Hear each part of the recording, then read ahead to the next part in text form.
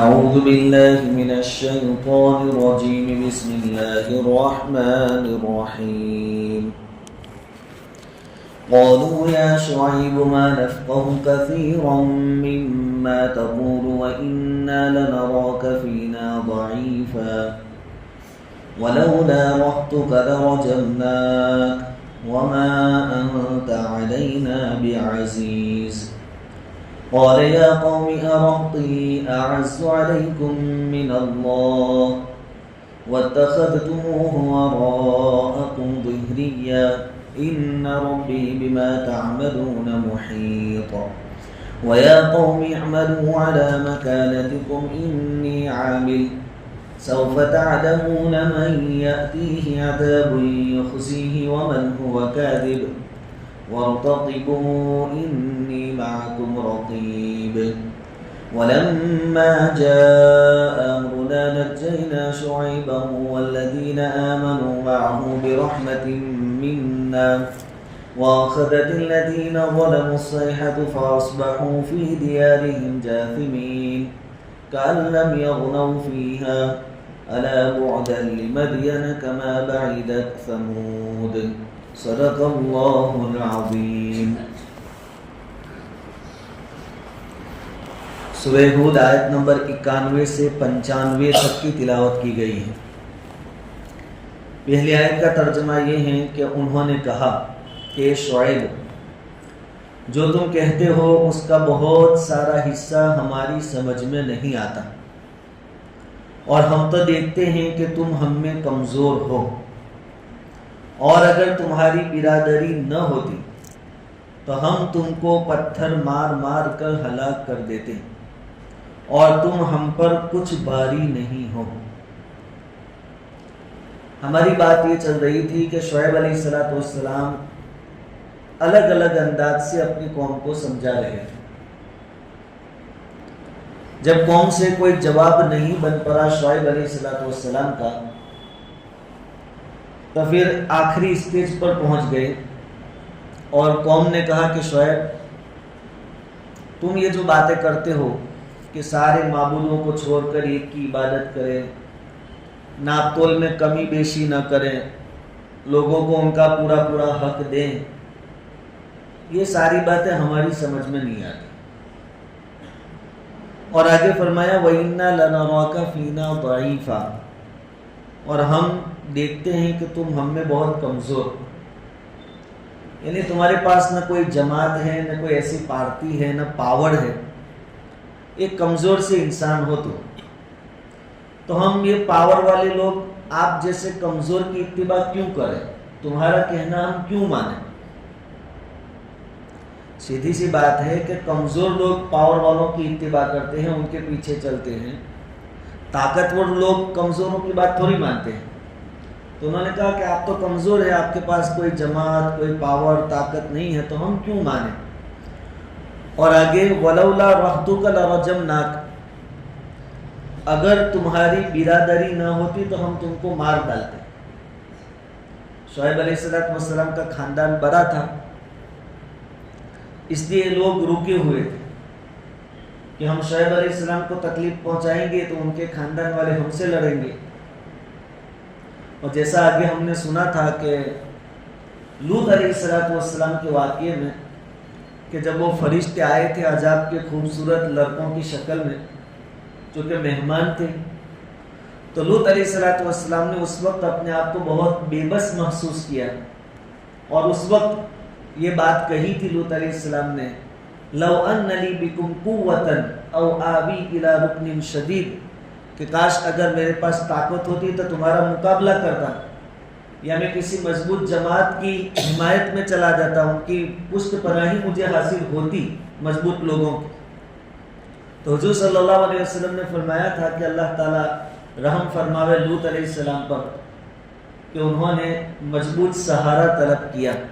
تب سے اللہ تبارک و تعالیٰ نے ہر نبی کا خاندان اس کا محافظ بنا دیا، چاہے وہ مانے یا نہ مانے، نبی کو نبی مانتے ہو یا نہ مانتے ہو، لیکن چونکہ اپنے خاندان کا ایک فرد ہے، اس نسبت سے پورا خاندان نبی کے پیچھے کھڑا ہو جایا کرتا تھا۔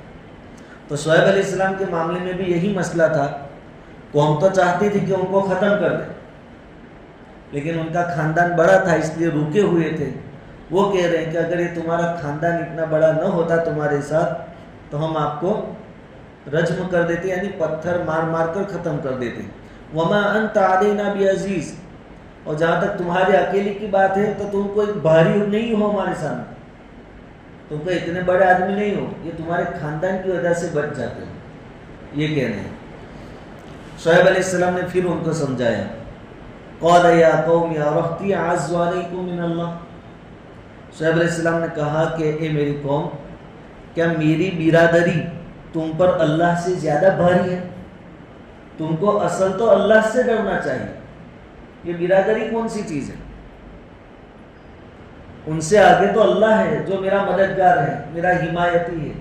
बिरादरी के सब लोग तो मुसलमान भी नहीं है, तो तुमको डर लगा, वो भी बिरादरी का लगा, ये कोई डरने की चीज़ है? अल्लाह से डरो। आज भी बहुत सारे काम बिरादरी देखकर हो रहे हैं। लड़ाई झगड़े में भी पहले आदमी अंदाजा लगा लेता है कि इसके पीछे कितने लोग खड़े रहे। ऐसा कोई बेचारा निहत्ता लल्लू पंजू नजर आए तो आदमी अपनी भड़ास और गुस्सा निकाल देता है, और अगर लगे कि भाई तो फूला खानदान का है, बहुत सारे इसके पीछे निकलेंगे, तो फिर आदमी सब्र कर लेता हूँ अभी, ऐसा करके फिर वहाँ से हट जाता है। शुएब अलैहिस्सलाम ने कहा कि बिरादरी कोई डरने वाली चीज़ नहीं है, असल में डरना तुमको अल्लाह से चाहिए। वत्तख़ज़्तुमूहु वराअकुम ज़िहरिया, और अल्लाह को तो तुमने पीठ के पीछे डाल दिया है, यानी अल्लाह को तो तुम गिनती में ही नहीं लाते कि उससे डरा जाना चाहिए, वो कोई ताकत है। अल्लाह की तो तुम बात ही नहीं करते। इन्न रब्बी बिमा तामलून मुहीत, बेशक मेरे रब के काबू में है जो कुछ तुम करते हो। तो तुम अल्लाह की तरफ ध्यान दो। शुएब अलैहिस्सलाम ने उनको अल्लाह से डराया। यही वाक़यात जो हमने 6-7 नबियों के सूरह हूद में सुने, इससे ज़्यादा तफसील के साथ सूरह आराफ पारा नंबर 8 और 9 के अंदर आए हैं। जैसे कुरान करीम में बहुत सारी जगहों पर है, लेकिन सूरह आराफ में बहुत तफसील से है। उसके अंदर जहाँ 9वां सिपारा शुरू होता है, वो शुरू की जो आयतें हैं, वहाँ भी यही हज़रत शुएब और आपकी कौम का वाक़या है। वहाँ कौम ने कुछ बातें कही हैं जिसका जिक्र यहाँ नहीं है, लेकिन उन बातों का ताल्लुक आज के हमारे दौर के साथ बहुत ज़्यादा है। उस जगह पर कौम के जो सरदार थे, शुएब अलैहिस्सलाम की कौम के सरदार, उन्होंने शुएब अलैहिस्सलाम से क्या कहा था? क़ालल मलअु लज़ीना इस्तकबरू मिन क़ौमिही लनुख़रिजन्नका या शुएबु वल्लज़ीना आमनू मअक मिन क़रयतिना औ लतऊदुन्न फ़ी मिल्लतिना। कि कौम के बड़े लोग जो मुतकब्बिर थे, उन्होंने कहा कि शुएब, हम तुमको और तुम्हारे मानने वालों को अपनी बस्ती से निकाल देंगे। ये है NRC उस जमाने का, ये NRC हमारी जगह से सीधी तरीके से नहीं निकाल सकते थे, तो डॉक्यूमेंट में से कुछ वहाँ कसूर, कमी, कोताही ढूंढ कर उस बहाने से आपको निकालेंगे। अगर यहाँ रहना है औ लतऊदुन्न फ़ी मिल्लतिना, तो एक ऑप्शन ये है कि तुम हमारे मजहब में लौट आओ। ये है घर वापसी। शुएब अलैहिस्सलाम और आपके मानने वालों के सामने भी, जैसे हमारे सामने अभी माजी करीब में 2 ऑप्शन आए थे, NRC और घर वापसी। ये दोनों चीज़ें शुएब अलैहिस्सलाम के ज़माने में भी पेश आई थी। कुरान ने इसको यहाँ बयान किया है। या तो सब यहाँ से चले जाओ, हमें भी कहा जाता है पाकिस्तान चले जाओ, या फिर घर वापसी कर लो। लतऊदुन्न फ़ी मिल्लतिना, तुम हमारी मजहब में लौट आओ। हमसे ये कहा जा रहा है कि तुम्हारे बाप दादा पहले क्या थे? हिंदू थे, फिर विदेश से मुगल आए, उन्होंने तुमको मुसलमान बनाया। तो असल तुम्हारा जो मजहब है, इस मुल्क में जितने लोग रहते हैं सबका मजहब हिंदू मजहब है। बाप दादा तो तुम्हारे ये थे, तो तुम बाद में मुसलमान बने, तुम लौट आओ तो हम तुम्हारा इस्तिकबाल करेंगे, स्टेज पर तुमको जगह देंगे, तुम्हारा सम्मान करेंगे, कंधे से कंधा मिलाकर तुमको साथ में रखेंगे। लेकिन मुसलमान है कि अल्लाह के फजल से ज़र्रा बराबर आगे पीछे होने को तैयार نہیں ہے, چاہے کوئی بھی ایکشن ہو, بلڈوزر ہو, جیل میں ڈال دیتے ہو, کچھ بھی ہو, لیکن ایمان سے کوئی ہٹتا, اللہ تعالیٰ استقامت عطا فرما. تو یہ دونوں چیزیں. اچھا, یہ ایک لفظ یہ جو کہا گیا, ایک جملہ کہ شعیب علیہ السلام سے کہ یا تو تم ہمارے مذہب پر لوٹ آؤ, تو کیا شعیب علیہ السلام پہلے سے ان کے جیسے تھے, مشرک تھے؟ کوئی نبی کبھی مشرک ہو سکتا ہے؟ کہا کہ نہیں. یہ اس لیے انہوں نے کہا کہ نبی کو جب تک نبی نہ بنایا جائے, نبوت نہ ملے, وہاں تک نبی ان کے علاقے میں جو مذہب چلتا ہے چاہے غلط ہے, ان مذہب والوں سے چھیڑ چھاڑ نہیں کرتا کوئی نبی. نبوت سے پہلے ان کو کوئی سمجھاتا, ان کے معبودوں کی کوئی مخالفت کرتا نہیں ہے, انہی کی بستی میں رہتا ہے, اپنے کام سے کام رکھتا ہے. حضور صلی اللہ علیہ وسلم کو بھی جب تک نبوت نہیں ملی تھی, آپ نے کبھی سنا یا پڑھا کسی کتاب میں کہ حضور نے پہلے سے ہی دعوت شروع کر دی ہو کہ بھائی یہ بت پوجا چھوڑ دو؟ یہ تو جب آپ پر وحی آئی, آپ کو نبی بنائے گئے, تب جا کر آپ نے اپنی دعوت شروع. وہاں تک حضور بھی رہے ان کے ساتھ. شعیب علیہ السلام بھی نبوت ملنے سے پہلے ان کے ساتھ رہے, اور جب یہ نبی ان کے ساتھ رہ رہے تھے بچپن سے لے کر جوانی تک, نبوت ملنے سے پہلے تک, اور ان کی کوئی روک ٹوک نہیں کرتے تھے, تو بستی والے یوں سمجھتے تھے کہ یہ بھی ہمارا ہی ایک آدمی ہے, کیونکہ کبھی انہوں نے ہماری مخالفت نہیں کی, الگ کوئی طریقہ ایجاد نہیں کیا, تو یہ تو اپنا آدمی ہے. اسی لیے تو حضور کے پاس اپنی امانتیں رکھتے تھے, اور حضور کو مکہ والے امین کہتے تھے, امانت دار, صادق, سچا کہتے تھے. لیکن مسئلہ کب کھڑا ہوا؟ جب اعلان ہوا کہ تم نے جو معبود بنا رکھے ہیں میں اس سے بیزار ہوں, اور جب ان کو برا بھلا کہنا شروع ہوا تب جا کے پرابلم کھڑا ہوا. ہم سے بھی آج یہی تقاضا ہے کہ ہمارے ساتھ تم کندھے سے کندھے ملا کر رہو, ہولی بھی کھیل لو, دیوالی بھی کھیلو ہمارے ساتھ, گو متر بھی پی لو پوتر سمجھ کر, تو ہم بھائی بھائی بننے کے لیے تیار ہیں.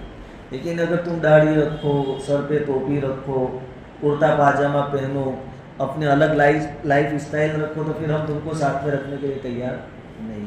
تو شعیب علیہ السلام پہلے سے کوئی مشرک نہیں تھے. آپ نے کہیں بچپن میں یا نبوت ملنے سے پہلے کوئی ایسا غلط کام نہیں کیا تھا, لیکن آپ نے کبھی مخالفت نہیں کی تھی, ان کی ویرودھ نہیں کیا تھا, اس لیے وہ یوں سمجھتے تھے کہ یہ بھی اپنا آدمی ہے.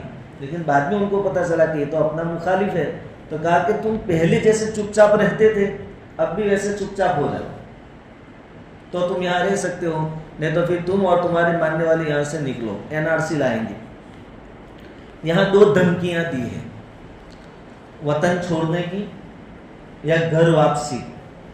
تو وطن چھوڑنا یہ مردوں کے لیے, یعنی دین کے خاطر جو جان قربان کر دیتے ہیں ان کے لیے وطن چھوڑنا کوئی بڑی بات نہیں.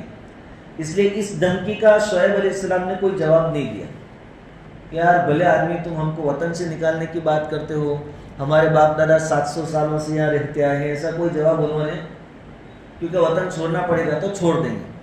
دوسری جو دھمکی تھی گھر واپسی کی, اس کا جواب دیا قال اولو کننا کارہین, کہ کیا تم لوگ ہم کو زبردستی مشرک بنا دو گے؟ ہم تو شرک سے نفرت کرتے ہیں, اس کے باوجود تم ہمارے ساتھ ایسا معاملہ کرو گے. اس کا جواب دیا شعیب علیہ السلام کہ ان کے حالات اور ہمارے حالات بہت میچ ہوتے. اس لیے میں نے سورہ اعراف کے اندر سے چند آیتیں آپ کے سامنے, پہلی آیت کا ترجمہ اور اس کا مطلب بتایا. اس کے بعد اللہ رب العزت کا طریقہ یہ ہے, سنت اللہ یہ ہے کہ جب کسی قوم کی ہلاکت کا ارادہ فرماتے ہیں تو قوم کے جو بڑے لوگ ہوتے ہیں پہلا بگاڑ ان کے اندر آتا ہے. جو مالدار طبقہ ہوتا ہے, جو بڑا سمجھا جاتا ہے, سردار اور چودھری سمجھے جاتے ہیں, پہلا بگاڑ ان میں آتا ہے. ان میں گھمنڈ آ جاتا ہے, تکبر ہوتا ہے, دوسروں کو حقیر سمجھتے ہیں, عیاشی میں مبتلا ہو جاتے ہیں, پھر بہت آگے بڑھ جاتے ہیں. پھر ایک ایسا فیشن بن جاتا ہے کہ یہ لوگ جدھر لے جاویں باقی کمزور لوگ بھی ان کے پیچھے پیچھے لگ جاتے ہیں, ان کے ساتھ ہو جاتے ہیں. تو پہلا بگاڑ ان بڑے طبقے کے اندر پیدا ہوتا ہے. اس کے بعد جب عذاب آتا ہے ان کی سرکشی کی وجہ سے, تو جو لوگ ان کے ساتھ دیکھا دیکھی یا ان کے دباؤ میں جوائنٹ ہو گئے تھے ان کے اوپر بھی عذاب آتا ہے. تو شعیب علیہ السلام کی قوم کے اندر یہ جو تھے ان کے اندر بگاڑ آیا, بہت متکبر ہو گئے, بہت سرکشی پر اتر آئے, मारने पर तुल गए। फिर एक और प्रोपेगेंडा इन्होंने किया। देखो आज की सियासत और उस वक्त की सियासत भी सेम थी।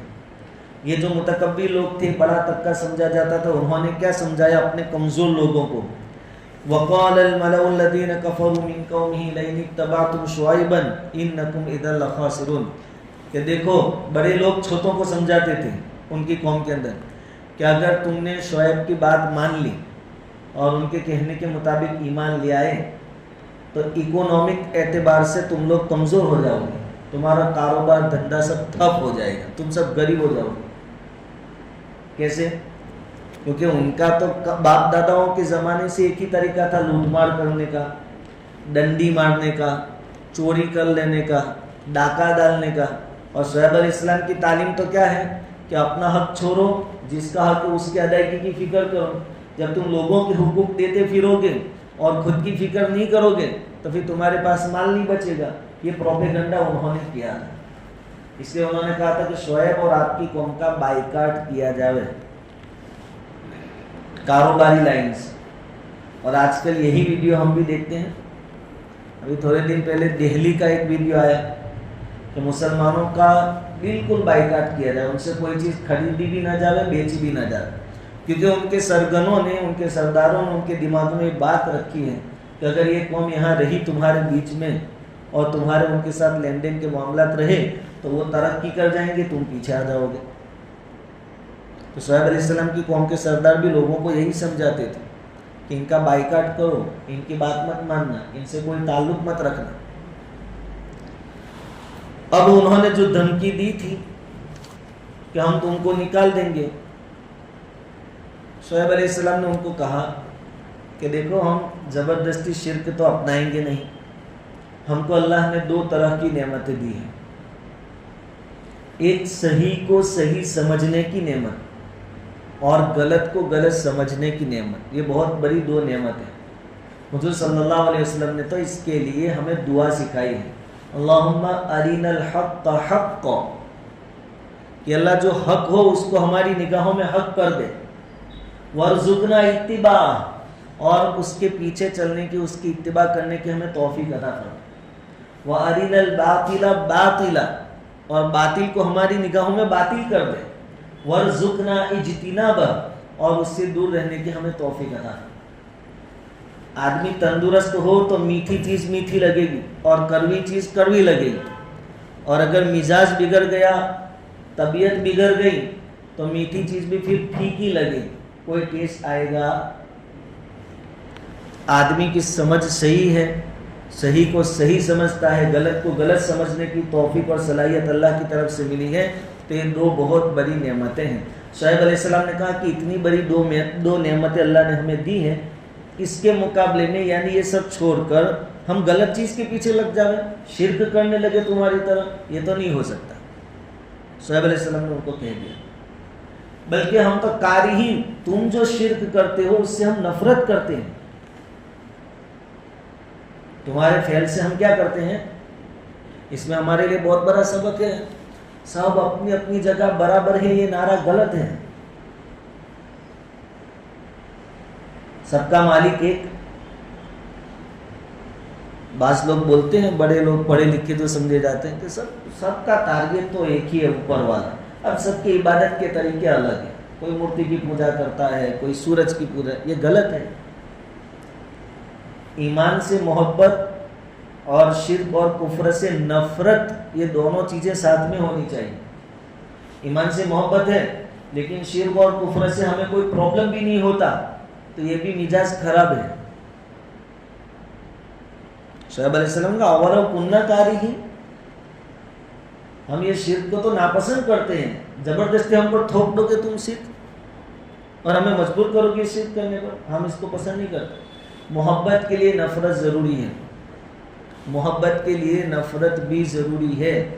इंसान को ज़िंदगी महबूब है, मोहब्बत है अपनी ज़िंदगी से, अपनी जान से, तो हर वो चीज़ जिससे ज़िंदगी को नुकसान हो उससे आदमी नफ़रत करता है। सांप और बिच्छू से आदमी को नफ़रत होती है क्योंकि ये ज़िंदगी ख़त्म कर देते हैं। ज़िंदगी से मोहब्बत है तो ज़िंदगी को नुकसान पहुंचाने वाली चीज़ों से नफ़रत भी है। تو ایمان سے محبت ہو اور ایمان کے خلاف، ایمان کے علاوہ جتنی چیزیں ہیں اس سے کیا ہونا چاہیے؟ نفرت بھی ہونی چاہیے۔ اسی طرح آدمی کو مال و دولت سے محبت ہے تو آدمی چوری ڈکیتی سے نفرت کرتا ہے، چوروں سے نفرت ہوتی ہے، ڈکیتوں سے نفرت ہوتی ہے، کیونکہ یہ مال کے دشمن ہیں۔